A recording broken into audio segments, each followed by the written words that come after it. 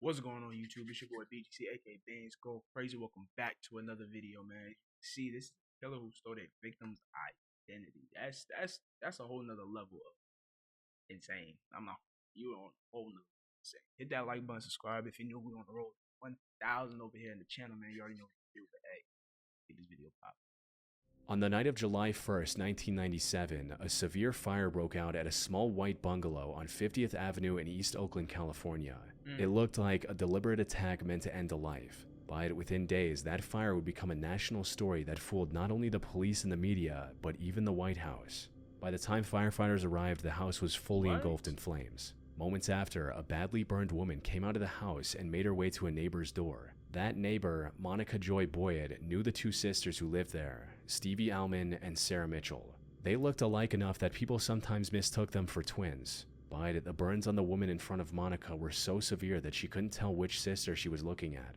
The woman told responders someone had thrown something flammable through her window. She identified herself to paramedics as 52-year-old Stevie Alman. According to her, drug dealers had surrounded the house and thrown Molotov cocktails through the window in retaliation for years of her reporting drug activity and giving police video of deals outside the home. Stevie was known as a responsible and dependable person.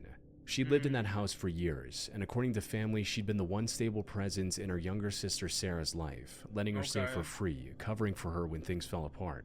But that summer, Stevie had reached her limit and told Sarah it was time to move out. As the ambulance pulled away, neighbors gathered outside the burning house and started asking about her sister Sarah. She told them Sarah had moved out of state weeks earlier, but before she could answer any more questions, she was rushed to the Alta Bates Medical Center in Berkeley. Within days, reporters came to the hospital to interview her and ask her about the attack. Stevie issued a public statement from her hospital bed, urging neighbors to keep up the fight against drugs. About a week later, she wrote a 3-page handwritten letter that was released to the press. It is difficult to imagine people could be this cruel. I have no doubt they intended to murder me and burn my house down on top of me. The story of a 52-year-old woman standing up to drug dealers spread quickly and became much bigger than a neighborhood fire. Well-wishers across the country sent her cards and letters, as well as donations totaling more than $4,700. Local contractors offered to rebuild the whole... That's 1997, $4,700. I don't know how much that is, for real. That shit might be like... 20 bands, and California Governor Pete Wilson announced a $50,000 reward to help police find whoever was behind the attack. Even the White House called the hospital to pay their regards. By that point, Stevie had become a symbol of ordinary people standing up to violence in their own neighborhoods. But this narrative fell apart within just 2 weeks when the truth broke out from Stevie's own family. Another sister to Stevie and Sarah had seen the news coverage from the hospital. Even through the burns, something about the woman's behavior on screen didn't sit right. She filed a missing persons report for Stevie Alman, which was a strange thing to do for someone who is supposedly the one lying on the hospital bed. So when police asked this sister about her suspicions, she said Stevie was a quiet and private person. Stevie would never have filmed drug dealers. She wouldn't have even acknowledged them. She would have looked the other way. She wouldn't do anything. Now, this might sound like a strange reason to question someone's identity, but she wasn't identifying her sister from a scar or a facial feature. She was identifying her from her personality, something only a sibling who grew up with her would know. Investigators who were already chasing suspects behind the firebombing now had to consider whether the woman recovering in the hospital was actually who she claimed to be. When police brought her in, Stevie denied everything. However, after going through her belongings, investigators found 2 IDs inside her wallet, one for Sarah Mitchell and one for Stevie Alman. So they took her fingerprints, and the results came back to a match to a previous arrest made 26 years earlier in 1971. The woman in the hospital was Sarah Mitchell, which raised a disturbing question. If Sarah was pretending to be her sister, where was the real Stevie? On July 15th, investigators went back to the house on 50th Avenue with this new information. Almost immediately, they started seeing the contradictions in Sarah's story. Broken glass from the windows was found outside the home, not inside, which is the opposite of what investigators would expect. Yeah, I'm about to say, if somebody's breaking into your shit, you know, the glass is not going to shatter on the opposites, like on the same side that they broke into the shit. If I'm throwing a rock this way, the glass ain't coming back to me this way. Like it's not that. Expect if someone had thrown a Molotov cocktail through the window. When investigators looked again at the burns on Sarah, the pattern didn't match someone fleeing a firebombing. It matched splash burns, which a person normally gets when they start a fire and catch the initial flare. Now, there were multiple other pieces of evidence. But the most disturbing one was found in a 4-foot-long deep freezer near where the blaze had started. The outside had been charred by the fire, but the insulation meant to keep the food frozen had also protected what was inside. When investigators opened the freezer, they found the dismembered remains of Stevie Allman, sealed in with duct tape. Her skull had been crushed by a blunt object, and her body had been cut at the arms, legs, and waist. The bathroom where Sarah had dismembered her sister had blood on all 4 walls and the ceiling. Stevie had been in the kitchen the entire time, while her killer, her sister, accepted the whole nation's sympathy and donations using her name. The case did not go to trial until November 2000. On November 21, the jury convicted Sarah Mitchell of first-degree murder. She was sentenced to life without parole. What? On April 4th, 2024, a passerby walking through Kersal Dale in the UK found parts of a human body wrapped in cling film inside an abandoned concrete bunker. Kersal Dale is a local nature reserve along the River Irwell. It's a stretch of beach, woodland, and wetland paths used mostly by dog walkers, runners, and bird watchers. Okay. The wider Kersal area is no stranger to crime. Police have run multiple operations here over the years, targeting drug networks and gang activity. But even with that history, this was something else entirely. Detectives later described it as one of the most unprecedented investigations Greater Manchester Police have ever conducted. After finding the remains, police immediately opened a murder investigation, but no one matching the victim had been reported missing. At the time, investigators didn't know the remains belonged to a 67-year-old Stuart Everett, a retired civil servant who lived at 195 Worsley Road in the UK. Stuart had lived there since 2013. It was a modest terraced house where he was the leaseholder, and over the years he sublet the other bedrooms to Polish migrants. Stuart had no kids of his own and had never married. The people closest to him were his brothers and sister in Derby, who called him Benny. Sadly, Stuart had suffered a stroke a few years back, which slowed his speech and left him walking with a stick. But it didn't stop him from helping out his community. Being the son of Polish immigrants himself, he ran English classes for the newly arrived immigrants in Manchester's Polish community. That was how he originally met a man named Marcin Majerkowicz. By 2017, Marcin had moved in with Stuart, and by 2024, they'd been living together for 7 years. In that time, the two had grown close enough that Stuart had started telling friends and family Marcin was his partner. In one email from 2021, he wrote to a friend about Marcin's tattoos, his shyness, and how the two shared just about everything, including Stuart's email account. At the time, it probably read like a harmless thing between two people who shared a home. But years later, that access would become one of the most unsettling parts of the case. Marcin was 41 years old and had been living in the UK for nearly 20 years. But by November 2023, his life started to fall apart financially. He was unemployed and had taken out roughly £60,000 in loans. He also owed another £13,000 on credit cards, which he hadn't made a payment on in months and couldn't cover his rent. By early 2024, the question was what he was willing to do about it. On the evening of March 27th, Stuart was sitting on a sofa bed in Marcin's bedroom. They were watching a football match like they did most evenings. But at some point that night, Marcin struck Stuart on the top and back of his head at least 4 times with a heavy blunt instrument, most likely a hammer. The force was severe enough to cave in Stuart's skull. Pathological evidence later showed that Stuart survived just long enough to inhale blood into his lungs before he died. But the murder itself was the first step in a disturbing plan Marcin had been building for weeks. At 8:11 a.m. the following morning, before moving Stuart's body, Marcin sent a message to the third housemate telling him Stuart had gone to his brother's house for Easter. In reality, he had spent the previous night dismembering Stuart's body on the bedroom floor using a knife and a hacksaw he recently bought specifically for this purpose.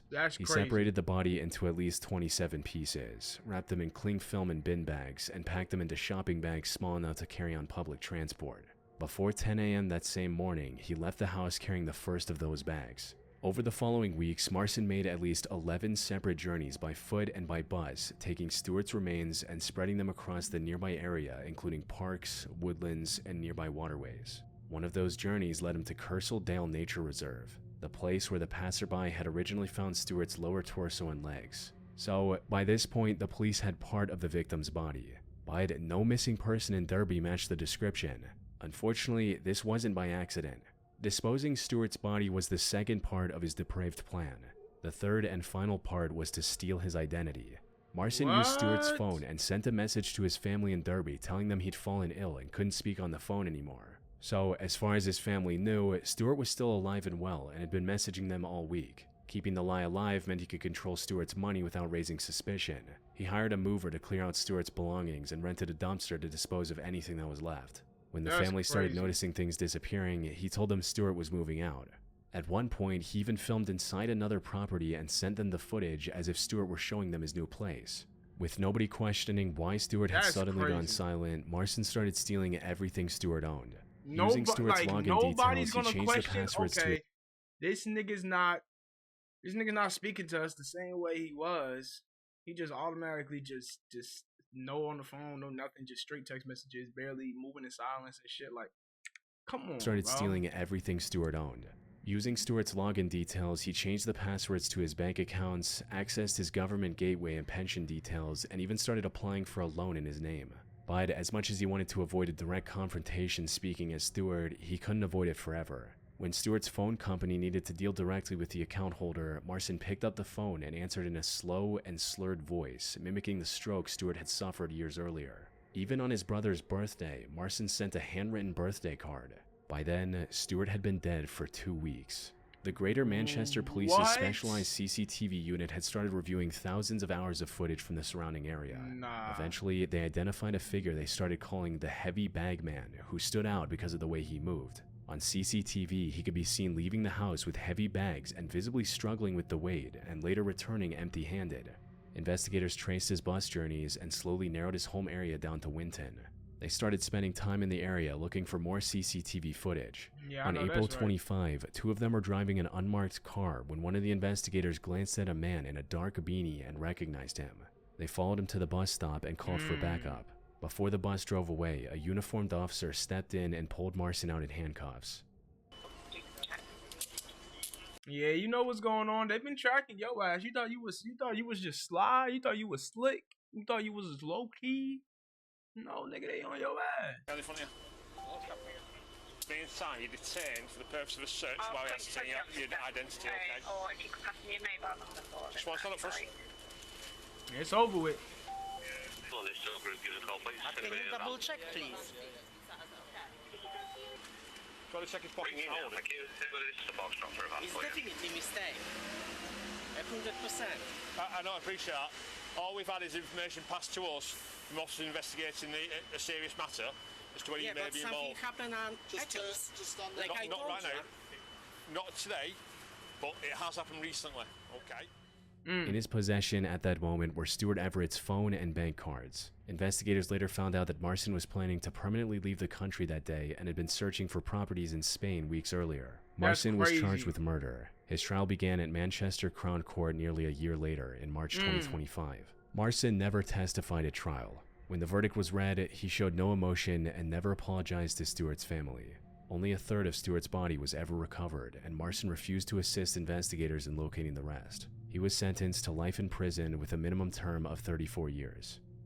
Somebody get his ass in there, bro. You a wicked ass nigga. That was an older individual that trusted you, took you in, and you backstabbed him like that, bro. And then not even like you just have no heart. You have like you're, oh my goodness. Marcin Mierkiewicz.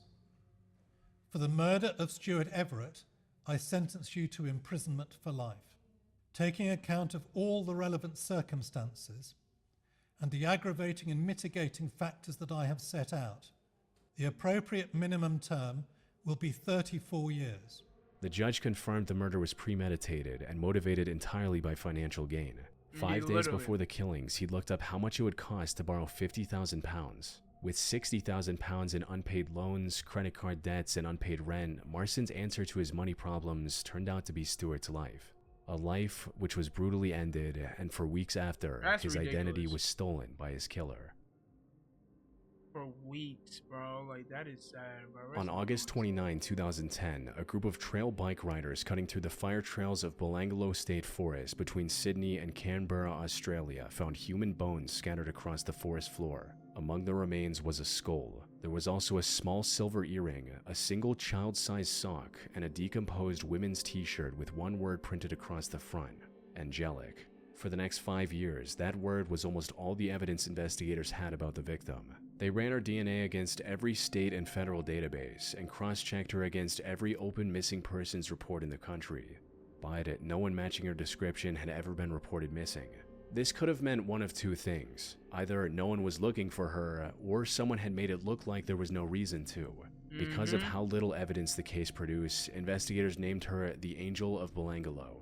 By late 2011, the case had been open for over a year without any progress. With no leads left, police reconstructed the woman's face from her skull and recovered hair, hoping someone in the public might recognize her. The result was a haunting image. When the sketch was released, 35 tips came in from people who thought they recognized her. Sadly, every single one of them fell apart on follow-ups. By 2015, 5 years had passed, and the Angel of Belangolo was still unidentified. The only people trying to figure out her identity were the police, which raised a disturbing question. Why hadn't the family of the victim reported her missing? Or did they think she was still alive?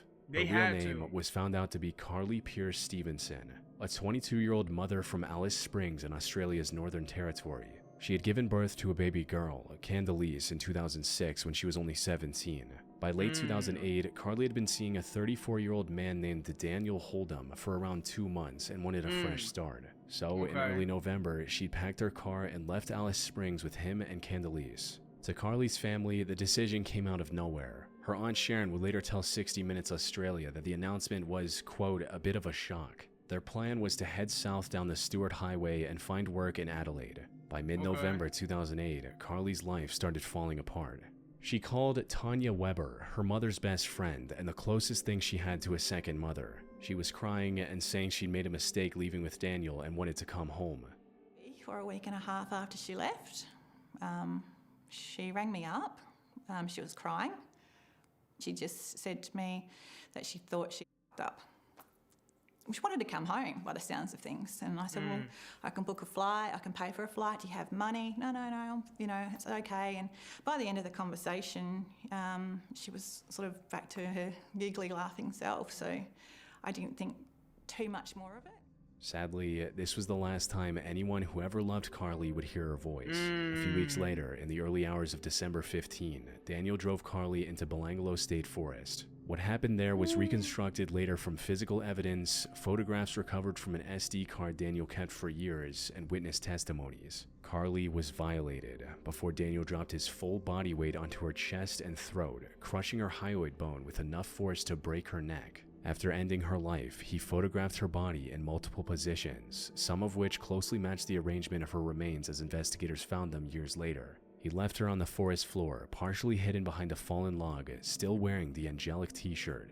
Over the next few days, he started erasing what was left of her. He scrubbed out her car and traded it in for an older model. All the while, Candelise was still living with him. On December 19, he took her to a nearby motel and checked in under a fake name. According to his ex-girlfriend, this is where Daniel would allegedly shove dishcloth into her mouth, suffocating her. Afterward, he wrapped her body in a motel towel, placed her inside a suitcase, and drove west into South Australia where he abandoned it along the highway. The suitcase would remain there, undiscovered, for nearly 7 years. Over the next 2.5 years, Daniel used Carly's phone to send text messages to her family and friends, pretending to be her. The messages said she was living in a... I just don't understand how you don't hear somebody call you for so long and don't even think something of it. Different city, that she was fine and didn't want to be contacted. When Carly's mother, Colleen, grew worried and reached out, the response text she got asked for money. Colleen wired funds multiple times, believing she was helping her daughter. Daniel and his then-girlfriend kept withdrawing money from Carly's bank account across multiple Australian cities, which amounted to almost $100,000 in total. By September 2009, Colleen hadn't seen Carly or Candelise in almost a year, and her calls were going unanswered. Conversation through text had also become inconsistent. So, on September 4, Colleen went to the police and filed a missing person report. But when police checked Carly's bank account and phone records, both showed recent activity. As far as the system was concerned, Carly Pierce Stevenson was alive, and the report was closed by September 10th. Eventually, Colleen withdrew the report a month later in October. Now, some could argue that the police were insincere and lazy with their investigation, but the truth is, they were looking at the exact same things anyone else would have trusted: her phone, her bank account, and recent activity under her name. The problem was that none of it actually belonged to Carly. What about job? Like, she didn't work nowhere, you ain't see where she was at. Like, can we get a, like anything? So neither her or Candelise were officially missing in online records. On July 14, 2015, a passing motorist on the highway stopped to see an abandoned suitcase on the roadside. Inside were the skeletal remains of a young child wrapped in a blood-stained towel with dishcloths stuffed in her mouth and duct tape around her skull. Police immediately distributed the images of the child's clothing across the country and publicly appealed for anyone with a lead to come forward. After more than 1,200 Crime Stoppers calls, Tanya Weber contacted police. The same Tanya who had offered Carly plane tickets years earlier. She recognized some of the clothing, which looked similar to what Carly used to dress Candelise with. Later, DNA testing confirmed the child in the suitcase was Candelise. A familial DNA comparison then connected her to the unidentified remains in Belangolo. The infamous Angel of Belangolo was her mother. By the time police came for Daniel Holdom, he was already in prison, serving time for the assault of another underage victim. He was eventually convicted of both murders and sentenced to 2 life terms without parole. The nigga was already caught. In mid-July 1990, 34-year-old Beverly McGowan placed a small ad in the paper looking for a roommate to help cover the mortgage on her condo in Pompano Beach, Florida. After a few days, a woman with a polished British accent showed up at her door. But what Beverly didn't know was that the woman wasn't actually looking for a place to live. Beverly was a loan processor at Glendale Federal Bank. She was a simple woman who didn't put much of herself on display. She did have a small rose tattoo on the back of her right ankle, but most of the time it stayed hidden under the hem of her jeans. A few years earlier, Beverly had lost 2 boyfriends in separate car accidents. She'd been mostly on her own ever since. So when the woman knocked at her door, Beverly was alone. The woman introduced herself as Alice. Alice explained she was a junior executive at IBM and needed a temporary place to live while her work was relocating her. She was friendly, attentive, and easy to talk to, and within weeks she had moved in. That night, Alice mentioned she was studying numerology, an ancient belief that a person's birth date and name can reveal their personality and life path, and she offered to do a free reading. But Alice asked for everything, from her social security number, passport information, driver's license information, and bank details. Now, none of this is information most people would hand to a stranger, but after spending a week with her, Alice didn't feel like a stranger. So, after spending a week, you ain't feel like a stranger. What the fuck world we living in? Beverly wrote it all down and didn't think much of it. The next morning, July 18th, a woman called Beverly's work claiming to be her. She didn't ask for Beverly's supervisor, who would have recognized her voice instantly. Instead, she asked for the head of security and said she was sick and hung up. On July 18th, an individual calling herself Beverly McGowan calls in sick to work, and unfortunately, nobody ever sees Beverly McGowan again. 18 minutes later, 2 long-distance calls went out from Beverly's phone, booking a hotel near Heathrow Airport and a rental car in her name. Over the next 2 days, Beverly's credit card moved across Miami, building a paper trail of someone preparing to leave the country. The transactions included clothing stores, an ATM withdrawal, and a pair of shoes. Then, on July 20, it appeared at a travel agency where someone booked a one-way flight to London for July 22. Around that same period, multiple handwritten letters were dropped in a Miami postbox addressed to Beverly's brother Steve, her sister Jane, and a close friend. Each one said that she had decided to sell her condo and leave town to start a new chapter of her life. Beverly's brother Steve had actually opened his letter a day earlier on July 19 and immediately felt that something was wrong. Beverly had just bought that condo and started rebuilding her life. So why the fuck would she rebuy another condo and redo it all over again? She just said she was doing that right there. When I saw the letter, I was very disturbed by it. For her to leave didn't make any sense because she was giving up everything that she'd worked so hard for. Yeah. And then once I was reading the letter and I get down the bottom and I see that goodbye, I said, she was trying to tell me something at that point. I can show you 100 letters from her to different people. There's not one of them say any more than Bev. I think that there was somebody there with her when she was writing my letter. Trying to force Beverly to call home, Steve canceled her credit cards. That turned out to be a fatal mistake. The moment that card stopped working, investigators lost the ability to track down whoever had been using it. That same evening, nearly 100 miles north in St. Lucie County, a fisherman found a female body in an unspeakably gruesome state. The head had been removed, and both hands had been cut off. The skin over the upper left abdomen had been carved away, erasing what used to be a tattoo. It was clear whoever had done this didn't want to leave behind anything investigators could use to identify the victim. But they missed one small detail. The small yellow rose on her right ankle was still there. The police used it to identify the victim. It was Beverly McGowan, which meant the person who had booked British Airways Flight 292 was almost certainly her killer. When investigators pulled the passenger list, they expected to see Beverly's name on it, or possibly Alice's, the mysterious roommate who had vanished alongside her. But neither name was on there. The list just had a row of unfamiliar passenger names on a flight to London. One of them was a British woman named Sylvia Ann Hodgkinson. Less than a year later, in May 1991, a patrol officer in Miami Beach noticed a woman asleep at the wheel of a parked rental car. The car was overdue and the plate had been switched. When officers searched her, they found 3 separate IDs, the first of which being a British passport for Sylvia Hodgkinson. Then there was also a Florida driver's license belonging to a real woman in Orlando named Charlotte Ray Cohen, and a third license under the name Elaine Parent. For the purpose of clarity, I'll call her Elaine for the rest of this video. Elaine was caught in possession of multiple stolen IDs, so the police took her fingerprints and held her overnight in jail, but she was released without charges.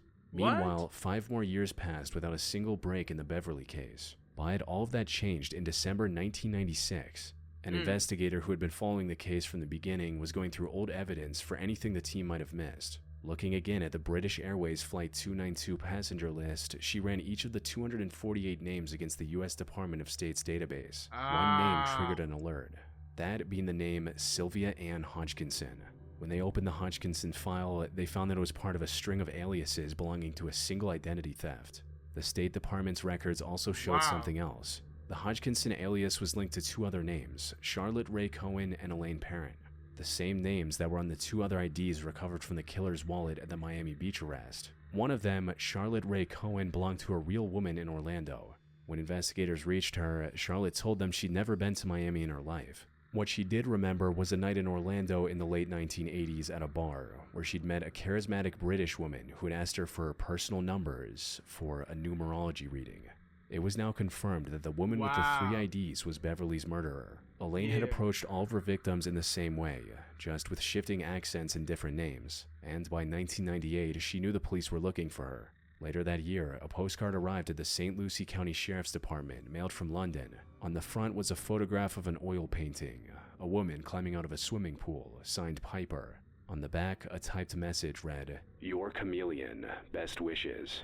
She would stay ahead of the police for 4 more years until April 6, 2002, when a rerun of America's Most Wanted aired in Panama City, Florida. After the episode aired, tips came in from Panama City residents who said a woman resembling the chameleon killer was living nearby. When officers got to the address, a woman in night clothes opened the door. She spoke in a flat American accent and handed over her military-dependent ID. But when the officers examined it closely, they noticed the rank on the ID used British military terminology that doesn't exist in the US service. It was immediately clear she was using a fake ID. Before they could take her to the station for questioning, Elaine asked to change out of her night clothes. She closed the door, walked back to her bedroom, and shot herself through the heart with a revolver. Afterwards, when officers searched the room, they found men's clothing, a gray wig, a stage makeup kit, and a fake passport.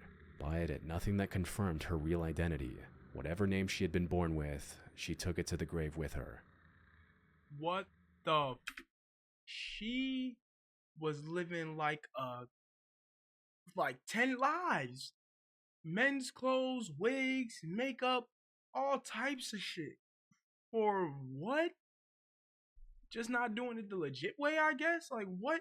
Like, oh my, like, you are heartless as hell. And then she just killed herself. She was like, don't want to go to jail. Pop. Like, oh my gosh. Like, you got a special spot in hell. Like, you a nice one. Sit just right for your ass. Because the fuck? Hey, man. This was killers who stole the victims' identities. Make sure you hit that like button, subscribe if you're new. On the road to 1,000 subscribers. You already know what to do, but it's your boy BGC signing off with another one. At y'all. Gang.